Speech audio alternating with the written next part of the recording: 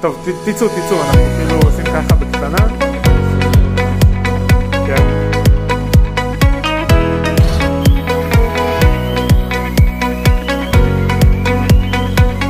בבקשה דרור, אתה עומד בפני הארון של GSNI, ההיסטורי של קינדריל ישראל. תגובתך.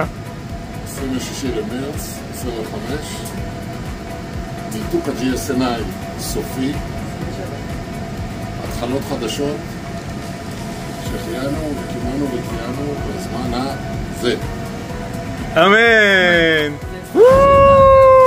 כל הכבוד!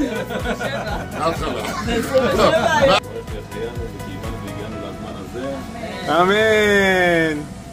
וואו, איזה קל זה הולך. אתם עושים את זה קל. כל הכבוד. מילה, קרה, חמה. אנחנו איתך. בבקשה.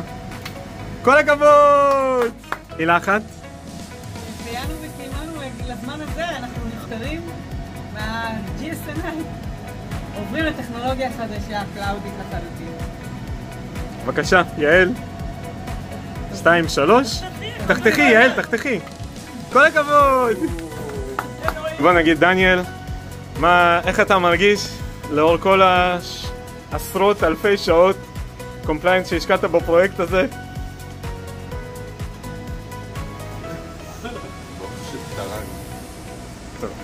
הגיע הזמן שנעבור לענן. נתנתק מהקשרים. כל הכבוד! אמרתי לך, תציעי לו שאנחנו נשלם לו וזהו. אני מקבל את ההנחה. חברים, נשמח להרים לזה כוסית.